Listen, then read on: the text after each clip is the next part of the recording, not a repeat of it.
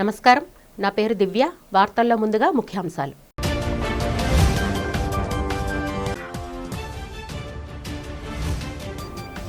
Governor ప్రసంగంతో ప్రారంభమైన AP assembly budget సమావేశాలు. కూటమి పాలనలో రాష్ట్రం అభివృద్ధి సంక్షేమం దిశగా ప్రగతి పదంలో పయనిస్తుందన్న గవర్నర్.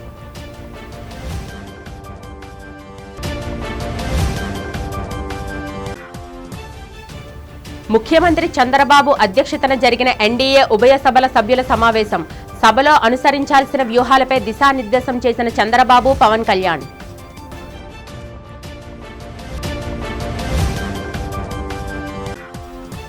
అసెంబ్లీ బడ్జెట్ సమావేశాలకు హాజరైన మాజీ ముఖ్యమంత్రి, Pulivendula MLA YS Jaganmohan Reddy.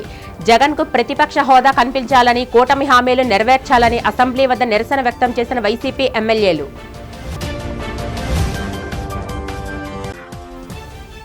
CRPF ఆధ్వర్యంలో ముగిసిన గిరిజన యువత ఉపాధి శిక్షణ కార్యక్రమం. గిరిజన యువతకు 2 నెలల పాటు శిక్షణ ఇచ్చి ఉపాధి అవకాశాలు కల్పించినట్టు వెల్లడించిన కమాండెంట్ కిషోర్. రాష్ట్ర విభజన తర్వాత ఏపీ ఎన్నో కీలక మార్పులు, పరిణామాలను చవిచూసిందని గవర్నర్ జస్టిస్ అబ్దుల్ నజీర్ అన్నారు. పరిమిత వనరులు ఉన్నప్పటికీ దీర్ఘకాలిక అభివృద్ధికి నాటి ప్రభుత్వం కృషి చేసిందని చెప్పారు. 2019లో జరిగిన ప్రభుత్వ మార్పు రాష్ట్ర పురోగతికి విఘాతం కలిగించిందన్నారు. ఏపీ అసెంబ్లీ బడ్జెట్ సమావేశాల ప్రారంభం సందర్భంగా ఉభయ సభలను ఉద్దేశించి గవర్నర్ ప్రసంగించారు. 2019 తర్వాత వ్యవస్థాగత పాలనా వైఫల్యాలు తలెత్తాయని, రాష్ట్ర అభివృద్ధి స్తంభించిందన్నారు. ఆర్థిక ఒత్తిడి తీవ్రమైంది, వ్యవస్థలు విధ్వంసమయ్యాయి, మౌలిక సదుపాయాలు, విద్యుత్, సాగునీటి పారుదల రంగాలు తీవ్ర తిరోగమనం చవిచూశాయని చెప్పారు. గత చేదు అనుభవాలతో విసిగి వేసారిన ప్రజలు రాష్ట్రంలో కూటమి ప్రభుత్వాన్ని ఎన్నుకున్నారని, గత 19 నెలలుగా మా ప్రభుత్వం పునరుద్ధరణ దశ నుంచి ప్రగతి పదం వైపు పయనిస్తుందని, సూపర్ 6 ఇతర సంక్షేమ పథకాలను అమలు చేసిందని తెలిపారు. అభివృద్ధి కార్యకలాపాలను పునఃప్రారంభించడంపై ప్రధానంగా దృష్టి పెట్టామన్నారు. అంతకుముందు అసెంబ్లీ వద్దకు చేరుకున్న గవర్నర్కు సీఎం చంద్రబాబు, స్పీకర్ అయ్యన్న పాత్రుడు స్వాగతం పలికారు. Improve connectivity, rebuild institutions and lay the groundwork for long-term development. However, the change in governance in 2019 disrupted this momentum. Systemic governance failures emerged, growth stalled, financial stress intensified, institutions destroyed, total anarchy with breakdown of law and order, arbitrary restrictions placed through misuse of section 22A and key sectors such as infrastructure, power, irrigation suffered serious setbacks.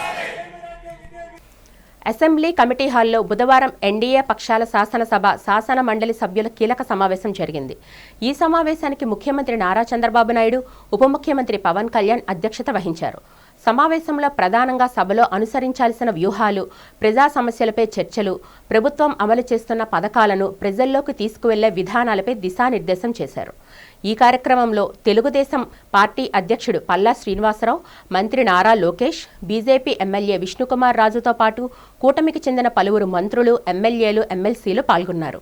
రాష్ట్ర అభివృద్ధి, సంక్షేమ లక్ష్యాలను చేరుకోవడంలో కూటమి పక్షాలన్నీ సమన్వయంతో ముందుకు సాగాలని, ప్రజలకు ఇచ్చిన హామీల అమలులో వేగం పెంచాలని ఈ సందర్భంగా నేతలు పిలుపునిచ్చారు. ప్రభుత్వ ప్రాధాన్యతలను అసెంబ్లీ వేదికగా బలంగా వినిపించాలని నిర్ణయించారు.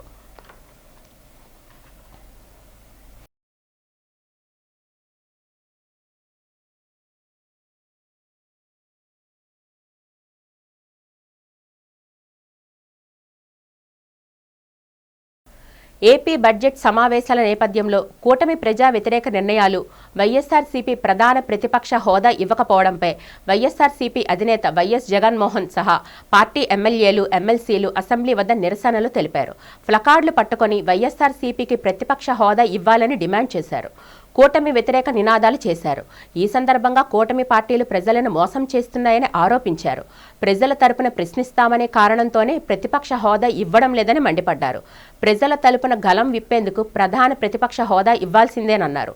ప్రజల పక్షాన వైఎస్ఆర్సీపీ పోరాటం చేస్తుందని, రాష్ట్ర ప్రజలకు జరుగుతున్న అన్యాయాలపై ఖచ్చితంగా గళం వినిపిస్తామన్నారు.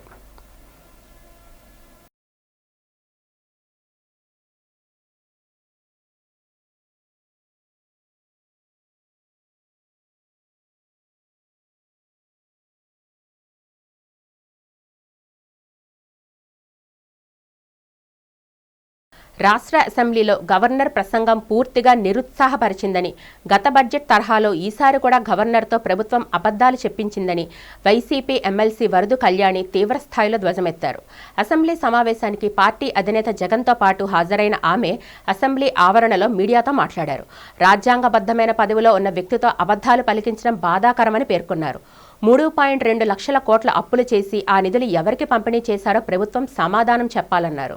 వైఎస్ జగన్ 5 ఏళ్ల పాలనలో సంక్షేమం స్వర్ణయుగం సాగితే ప్రస్తుత కూటమి ప్రభుత్వంలో అభివృద్ధి, సంక్షేమం రెండూ కనుమరుగయ్యాయన్నారు. రాష్ట్రంలో మహిళా సాధికారత కొరవడింది. చివరకు సంక్షేమ హాస్టల్లో అశ్లీల నృత్యాలు చేయిస్తున్న ప్రభుత్వం పట్టించుకోవడం లేదన్నారు.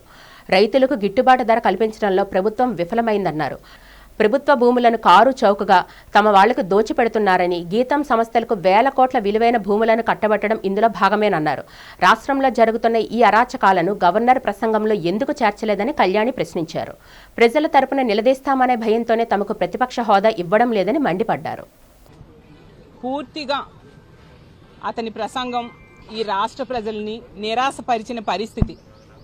ఈ 19 నెలలుగా తెలుగుదేశం పార్టీ అలాగే కూటమిలో ఉన్న ముఖ్యమంత్రి గారు అవ్వచ్చు, ఎమ్మెల్యేలు, మంత్రులు ఏవైతే అబద్ధాలు చెప్తూ ఉన్నారో అవే అబద్ధాలని గవర్నర్ గారితో ఈరోజు చెప్పించారు. అసలు గత 2 బడ్జెట్లో కూడా అబద్ధాలు చెప్పించడమే కాకుండా ఇప్పుడు 3వ బడ్జెట్లో కూడా అదే అబద్ధాలని వల్లివేయించారు. నిజం చెప్పాలంటే గవర్నర్ గారు కూడా బాధపడుతూ ఉండుంటారు, నాతో ఇలాంటి అబద్ధాలు చదివిస్తున్నారే అనేసి. ఎందుకంటే ఈ రాష్ట్రంలో ఈ 19 నెలలుగా ఇచ్చిన ఏ ఒక్క హామీ అమలు చేయలేదు. ఒక దుష్ట పరిపాలన సాగుతూ ఉండే పరిస్థితి. దాన్ని కప్పిపుచ్చుకోవడం కోసం అత్యున్నత స్థానంలో కూర్చున్న గవర్నర్ గారితో ఇలాంటి అబద్ధాలు చెప్పించడం నిజంగా చాలా బాధాకరం. ఈ రాష్ట్రంలో ఈరోజు తీసుకుంటే ప్రజాస్వామ్యం అనేది లేదు, శాంతి భద్రతలు లేవు, అభివృద్ధి లేదు, సంక్షేమం లేదు, ఉద్యోగాలు లేవు. అలాగే ఉద్యోగస్తులకి ఈరోజు శాంతి లేని పరిస్థితి నెలకొనుంది. ఈ రాష్ట్రంలో ఎవరిని అడిగినా, ఏ ప్రజలను అడిగినా కూడా చెప్తారు ఎలాంటి పాలన సాగుతుంది అని అడిగితే ఈ రాష్ట్రంలో అశాంతి, అప్పులు, అలాగే అక్రమ కేసులు, అశ్లీల నృత్యాలు, అప్రజాస్వామికమైన పాలన సాగుతూ ఉంది. గుంటూరులో రాష్ట్ర బీసీ ఈడబ్ల్యూఎస్ సంక్షేమ శాఖ మంత్రి సవిత పర్యటించారు. ఏపీ ఎన్జీఓ కళ్యాణ మండపంలో 11 జిల్లాల బీసీ సంక్షేమ అధికారులతో ఆమె భారీ సమీక్షా సమావేశం నిర్వహించారు. వసతి గృహాల నిర్వహణ, 10వ తరగతి ఫలితాలపై అధికారులకు దిశానిర్దేశం చేశారు.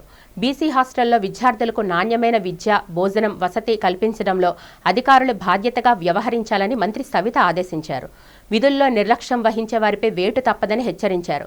గత ప్రభుత్వ హయాంలో 110 కోట్ల బకాయిలను చెల్లించడమే కాకుండా ప్రస్తుతం ఎక్కడా పెండింగ్ లేకుండా డైట్ ఛార్జీలు ఇస్తున్నామని మంత్రి తెలిపారు.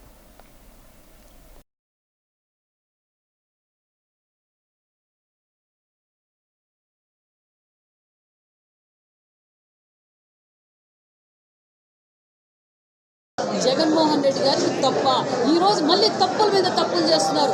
ఆ మాధవి మీద ఏ విధంగా అసభ్యకరంగా మాట్లాడుతున్నారో, మరి ఇక్కడ పనిచేసిన అంటే గతంలో మంత్రులుగా పనిచేసిన మహిళా మంత్రులు ఎంత అసభ్యకరంగా మాట్లాడుతున్నారో మనం చూస్తాం.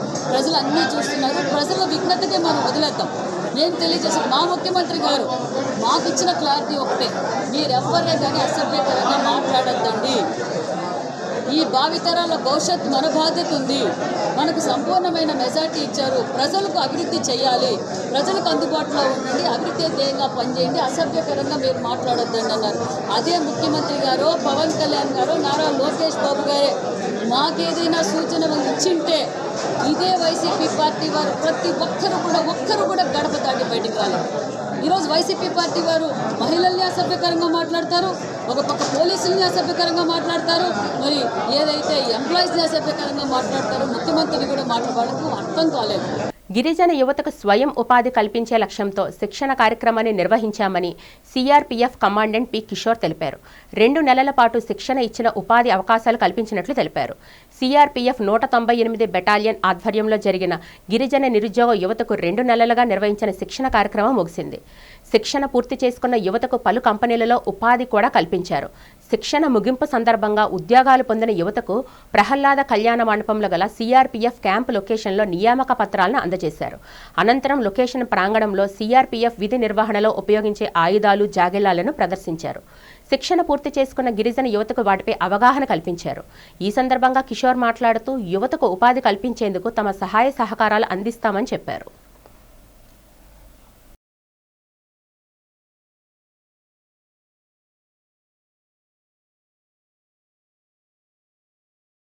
ప్రతి సంవత్సరం జరిగే సివిక్ యాక్షన్ ప్రోగ్రాంలో భాగంగా ఈసారి స్కిల్ డెవలప్మెంట్లో రిమోట్ విలేజెస్ నుంచి ముంచింకుట్టు, పెదబాయిలు, జీమడుగుల, పాడేరు, రోడకోట అలాంటి ఇంకా అరకు, హుక్కుంపేట ఇలాంటి రిమోట్ ప్లేసెస్లో చదువుకున్న అన్ఎంప్లాయ్మెంట్ ఉన్న విద్యార్థుల్ని మేము సెలెక్ట్ చేసి స్కిల్ డెవలప్మెంట్ ప్రోగ్రాంలో భాగంగా ఒక 45 మందిని 2 నెలలు అకుంఠిత ఇదితోటి ట్రైన్ చేసి ఈవేళ వాళ్ళందరికీ ఉద్యోగాలు వచ్చేలాగా 12,000 నుంచి 25,000 వరకు వచ్చేలాగా ఉపాధ్యాయ వాళ్ళకి స్కిల్ సిఎంఎస్ ల్యాబ్ తరఫున మేము ట్రైనింగ్ ఇచ్చాము.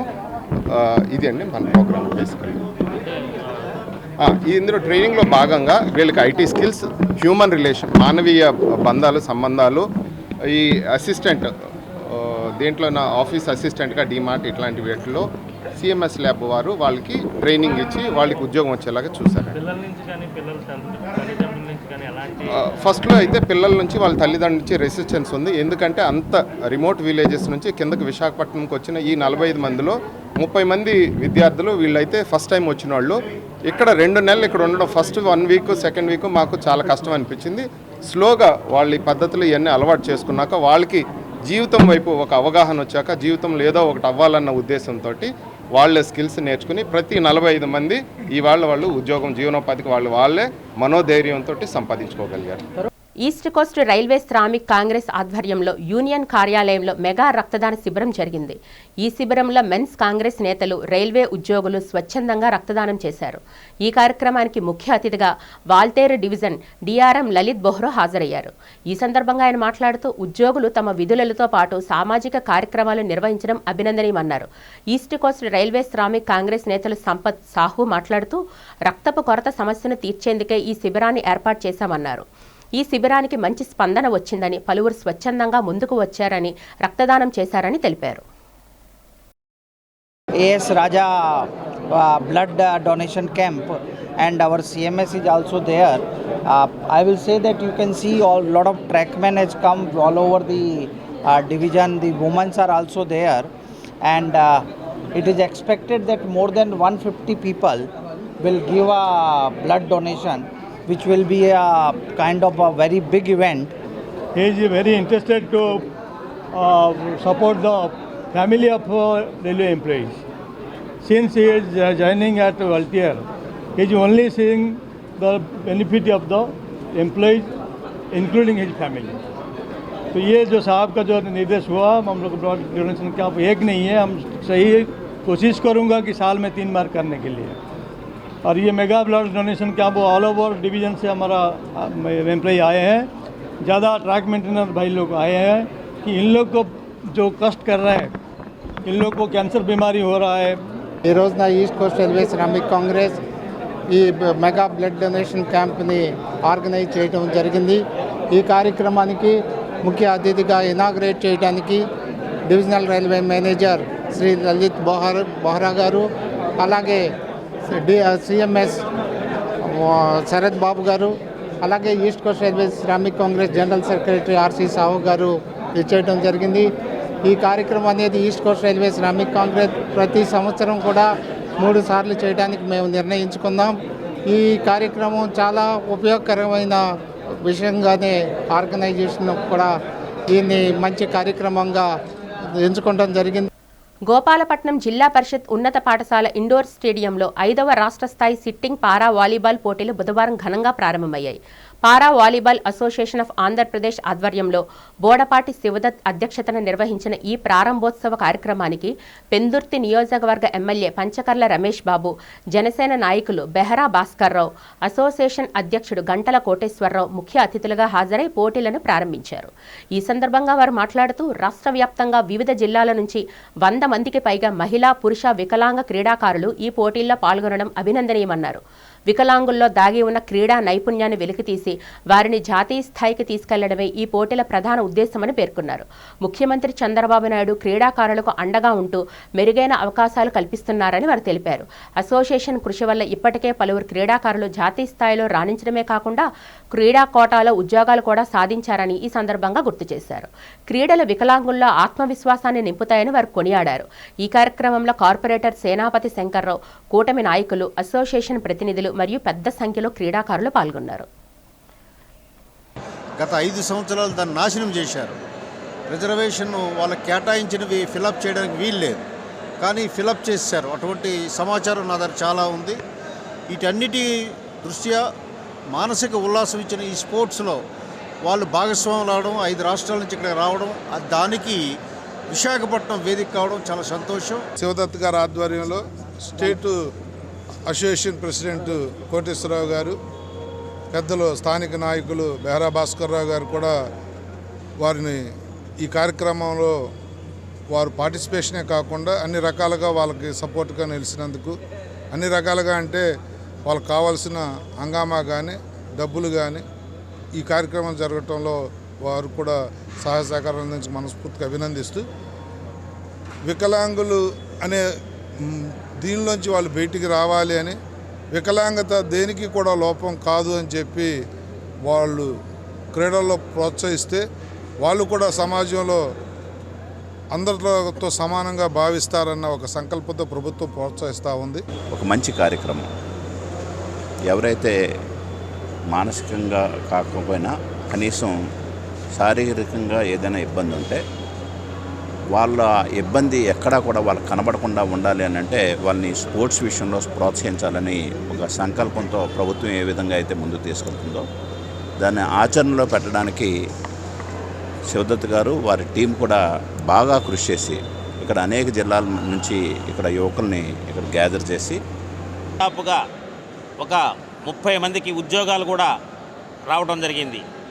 అంటే దివ్యాంగులు కూడా క్రీడల్లో రాణిస్తారని చెప్పేసి మట్టిలో ఉన్న మాణిక్యాలని బయటికి తీయాలన్న ఉద్దేశంతో ఈ రాష్ట్ర ప్రభుత్వం చంద్రబాబు నాయుడు గారు, అదేవిధంగా స్పోర్ట్స్ చైర్మన్ రవినాయుడు గారు ఏదైతే స్పోర్ట్స్ పాలసీ తీసుకొచ్చారో ఆ స్పోర్ట్స్ పాలసీలో సకలాంగులకి ఏ విధంగా అయితే మెడల్స్ ఉంటాయో అదేవిధంగా వాళ్ళకి ప్రోత్సాహాలు కూడా ఈ పారా స్పోర్ట్స్లో కూడా ఇవ్వడానికి రాష్ట్ర ప్రభుత్వం నిర్ణయించుకొని ప్రత్యేకమైన జీవో ఇచ్చి టెక్నాలజీ అనేది మనకి ఒక వరం, శాపం కూడా పరిగణించే అవకాశం ఉందని మెడికవర్ ఆసుపత్రుల పిల్లల వైద్య నిపుణులు నియోటాలజిస్ట్ డాక్టర్ విజయ్ అన్నారు.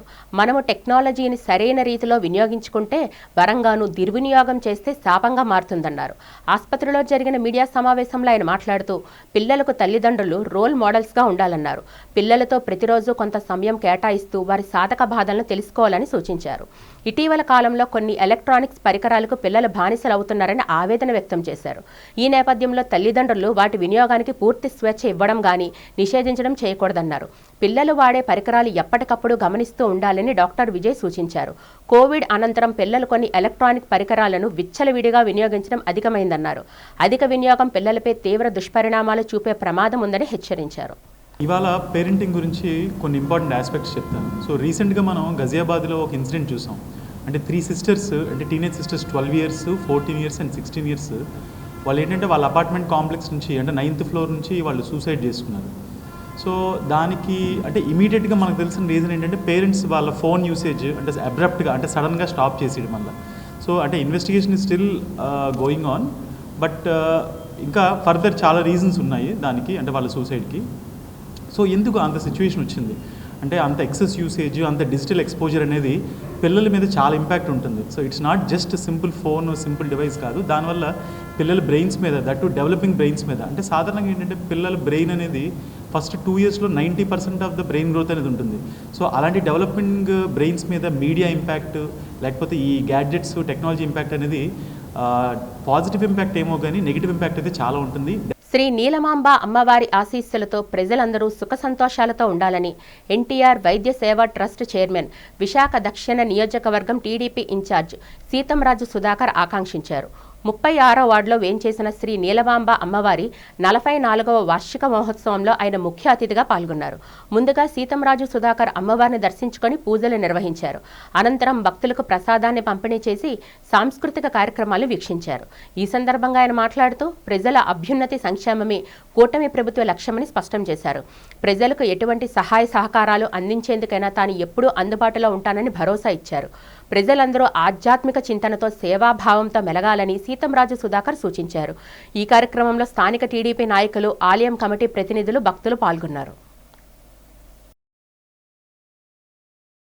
44వ సంవత్సరం నీలమాంబ అమ్మవారి పండగ మహోత్సవం ఈ వీధి పెద్దలు, కమిటీ పెద్దలు, మన కుల పెద్దలు అందరూ సమక్షంలో నన్ను సుమారుగా 4-5 ఏళ్ళ నుంచి కూడా వీళ్ళందరూ కూడా ఆదరిస్తున్నారు.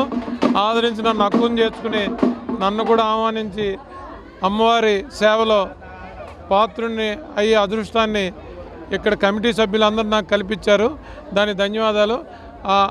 మా తల్లి నీలమాంబ ఆశీస్సులు ఈ గ్రామం పట్ల, దక్షిణ నియోజకవర్గం పట్ల, 36వ వార్డు పట్ల తల్లి ఆశీస్సులు ఉండాలని, మళ్ళీ మా నాయకుడు చంద్రబాబు నాయుడు గారికి మంచి జరగాలని, ఈ కూటమి పాలనలో మా సభ్యులందరూ కూడా కార్పొరేటర్లు, లోకల్ బాడీ ఎలక్షన్లో మంచిగా అందరికీ మంచి జరగాలని కోరుకుంటూ మీ అందరి ఆశీస్సులతో 36వ వార్డులో రంగరీజ్ వీధిలో అమ్మవారిని సుమారు 44 సంవత్సరాల నుంచి ఈ పరిస్థితి జరుగుతుంది. రోజు రోజుకి డెవలప్మెంట్ చేస్తూ ఈరోజు ఆలయ కమిటీ వాళ్ళు కానీ, ఇక్కడ ఉన్నటువంటి లోకల్ లీడర్లు కానీ అందరూ కూడా డెవలప్మెంట్ చేశారు. అదే భాగంగానే సారు మా దక్షిణ నియోజకవర్గం ఇన్ఛార్జ్ అయినటువంటి సీతంరాజు సుధాకర్ గారి సారథ్యంలో ఈరోజు అమ్మవారికి సందర్భంగా డాన్స్ బేబీ డాన్స్ కార్యక్రమం ఏర్పాటు చేశారు. ఆయన ఈ రోజు కాదు, లాస్ట్ ఇయర్ కూడా అన్నదానంకి ఇచ్చారు. అంటే ప్రతిసారి కూడా ఎప్పుడో నేనున్నాను అంటే ఎవరికైనా ఇలాగ హెల్ప్ కావాలంటే ఇమ్మీడియట్గా స్పందించినటువంటి వ్యక్తి సీతంరాజు సుధాకర్ అన్న. మరి అందరూ కూడా 36వ వార్డులో ఉన్నటువంటి అందరి ప్రజలందరికీ కూడా అమ్మవారి ఆశీస్సులు ఎల్లవాళ్ళ ఉండాలని. అమెరికా వీసా నిబంధనల్లో పెను మార్పులు వచ్చాయని, భారతీయ దరఖాస్తుదారులు అప్రమత్తంగా ఉండాలని అంతర్జాతీయ ఇమిగ్రేషన్ అటార్నీ నడదూర్ ఎస్ కుమార్ సూచించారు. మంగళవారం బీచ్ రోడ్లో ఓ హోటల్లో నిర్వహించిన మీడియా సమావేశంలో ఆయన మాట్లాడారు. కఠిన తనిఖీల వల్ల ఈ ఏడాది F1 వీసాల్లో 50% తగ్గుదల నమోదైంది. చిన్నపాటి నేరాలు కూడా వీసా నిరాకరణకు కారణమవుతుందన్నారు. విదేశాల్లో వీసా పొందేందుకు ఎంప్లాయర్స్ $1,00,000 చెల్లించాల్సి ఉంటుంది. గ్రీన్ కార్డు కోసం 20 ఏళ్ల నిరీక్షణ తప్పడం లేదన్నారు. $8 లక్షల పెట్టుబడితో కూడిన EB-5 investor programme green card పొందడానికి వేగవంతమైన మార్గమని ఆయన తెలిపారు. అమెరికాలో ఉండేవారికి 5 నెలల్లో పని అనుమతి లభిస్తుందని పేర్కొన్నారు. టెక్స్టైల్ ఎగుమతిదారులు అమెరికాలో వ్యాపారం ప్రారంభించేందుకు కోటాలు లేని L1 వీసాలు ఉత్తమమని సూచించారు. ఈ ట్రిప్ 5 స్టేట్స్కి వెళ్తున్నాను. Already I completed. అక్కడ 3 ప్రజెంటేషన్స్ అయిపోయినాయి. విశాఖపట్నం మొట్టమొదటిసారిగా వస్తున్నాను ఇక్కడ.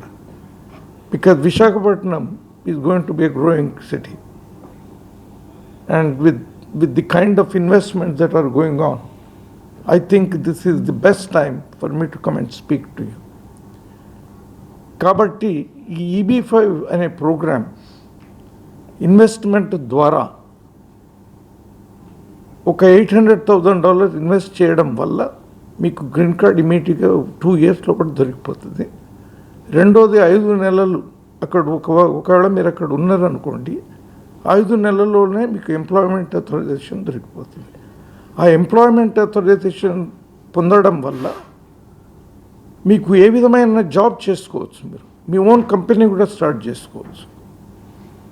రెండోది మీకు అక్కడ ఒక పర్మిషన్ ఇచ్చేస్తారు. మీరు అప్లై చేయగానే ఒకవేళ యూఎస్లో ఉంటే ఆ పర్మిషన్ తీసుకొని మీరు కాన్సులేట్కి పోవలసిన అవసరం ఉండదు. దాని తర్వాత మహాశివరాత్రిని పురస్కరించుకొని పారమ్మకొండ దేవాలయంకు విచ్చేసే భక్తులకు ఎలాంటి అసౌకర్యం లేకుండా పటిష్టమైన చర్యలు తీసుకోవాలని పార్వతీపురం మన్యం జిల్లా కలెక్టర్ ఎన్ ప్రభాకర్ రెడ్డి సంబంధిత అధికారులను ఆదేశించారు.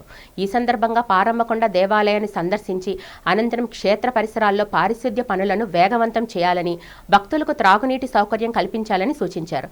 క్యూ లైన్లు క్రమబద్ధీకరణ, భద్రతా ఏర్పాట్లపై ప్రత్యేక దృష్టి సారించాలని తెలిపారు. భక్తులు భక్తి శ్రద్ధలతో దర్శనం చేసుకుని ఆనందంగా ఇంటికి చేరుకునేలా చూడాలని అధికారులకు స్పష్టమైన ఆదేశాలను జారీ చేశారు.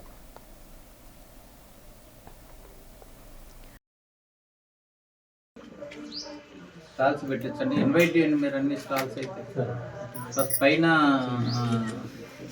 ఏమంటారు హాకర్స్ ఏమేమి పెట్టగలమో చెప్పండి. జనానికి ఇక్కడ ఏమి ఇష్టపడతారు ఈ ఏరియా వాళ్ళు? ఫుడ్, స్నాక్స్, ముంత బొరుగులు, కారం బొరుగులు, మిక్చర్లు, స్వీట్లు ఏం తింటారో ఉంటుంది కదండి. ఈవినింగ్ స్నాక్స్ గుగ్గులు ఉప్పేసి ఇస్తే తింటారా?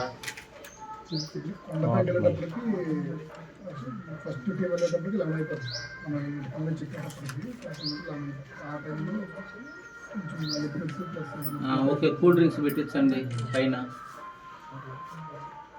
సో లెమన్ జ్యూస్ అమ్మించండి, డబ్బా నీట్గా కలిపించి ఒక గ్లాస్ 5 రూపాయలు నామినల్ రేట్కి ఇవ్వండి. పెట్టించండి, డబ్బా మోసుకెళ్ళేవాడు ఉన్నాడు వాడిని పెట్టుకెళ్ళండి. వాటర్ మిలన్ దొరుకుతుంది, పెట్టించండి పైన. ఫ్రూట్స్ కూడా ఎంత మంచిగా సార్, ఫ్రూట్స్ కూడా ఏర్పాటు చేసి ఫ్రూట్స్ పెట్టించండి. ఫ్రూట్స్, వెజిటబుల్స్ కూడా కోతులు ఏమైనా ఉంటాయి పైన? అనుమతులు ఉన్నాయి సార్. సరే, చిన్నదే కదా, హ్యాకరే కదా. హ్యాకర్ అంటే తెలుసు కదా, వెనక్కి మోసుకెళ్ళగలిగేది లేదు, నెత్తిని పెట్టగలిగేది. పెట్టించండి. తమ స్థలానికి, తమ ప్రాణాలకి రక్షణ కల్పించి మాకు న్యాయం చేయండి అంటూ చినగంటాడుకు చెందిన భూ బాధితురాలు మురబాక అనురాధ ఆవేదన వ్యక్తం చేశారు. మంగళవారం ఆమె తన నివాసంలో ఏర్పాటు చేసిన మీడియా సమావేశంలో కబ్జాదారుల నుంచి ఎదుర్కొంటున్న వేధింపులను వివరించారు. జీవీఎంసీ 73వ వార్డు చినగంటాడ రెవెన్యూ పరిధిలో సర్వే నంబర్ 186/1లో గల ప్లాట్ నెంబర్ 11లో 400 గజాల స్థలాన్ని 2007లో కొనుగోలు చేసినట్లు ఆమె తెలిపారు. 2025లో బ్యాంకు తనఖా నుంచి భూమిని విడిపించుకొని డాక్యుమెంట్ ద్వారా పూర్తి హక్కులు పొందామన్నారు. స్థలం చుట్టూ ప్రహారీ నిర్మించి కంటైనర్కు విద్యుత్ మీటర్ కూడా తీసుకున్నామని చెప్పారు.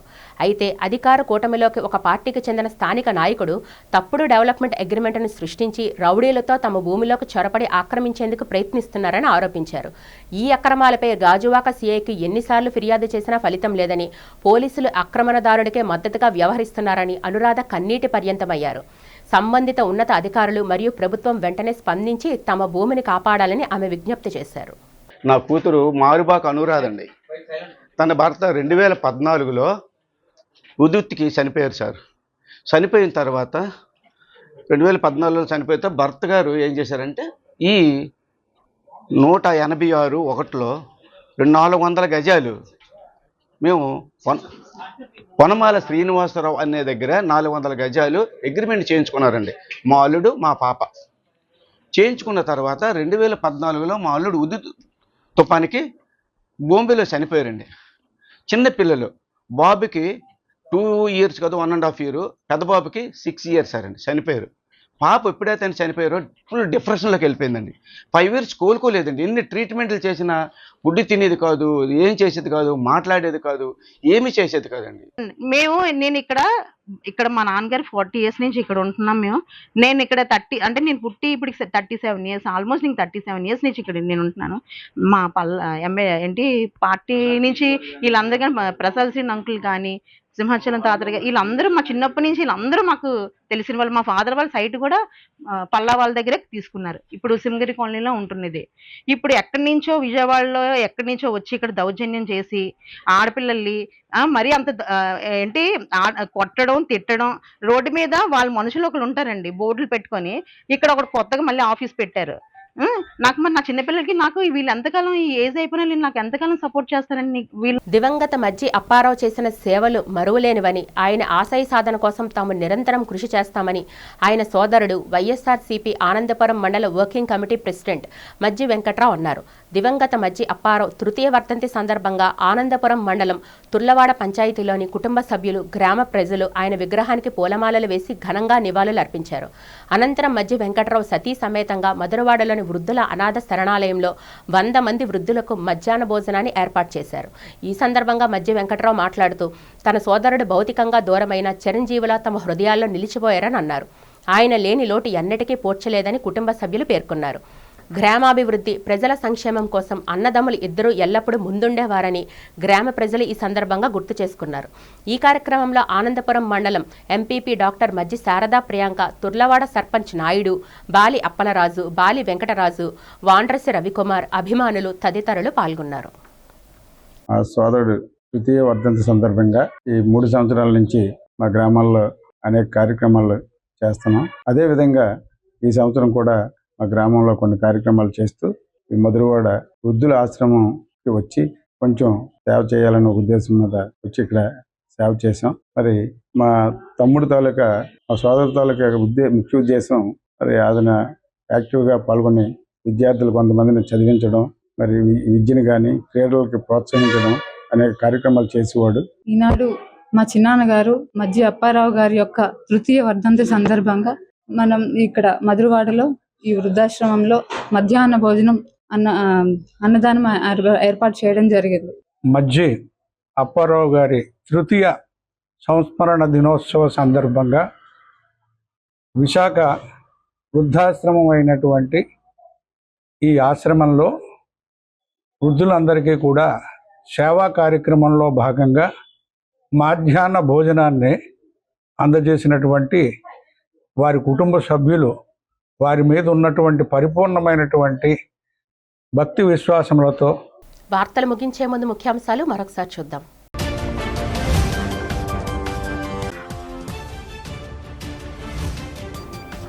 గవర్నర్ ప్రసంగంతో ప్రారంభమైన ఏపీ అసెంబ్లీ బడ్జెట్ సమావేశాలు.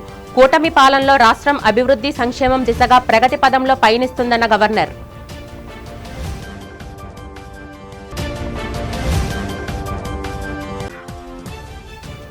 ముఖ్యమంత్రి చంద్రబాబు అధ్యక్షతన జరిగిన ఎన్డీఏ ఉభయ సభల సభ్యుల సమావేశం. సభలో అనుసరించాల్సిన వ్యూహాలపై దిశానిర్దేశం చేసిన చంద్రబాబు, పవన్ కళ్యాణ్.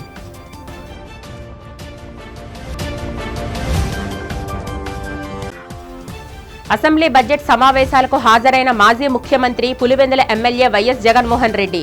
జగన్కు ప్రతిపక్ష హోదా కల్పించాలని, కూటమి హామీలు నెరవేర్చాలని అసెంబ్లీ వద్ద నిరసన వ్యక్తం చేసిన వైసీపీ ఎమ్మెల్యేలు.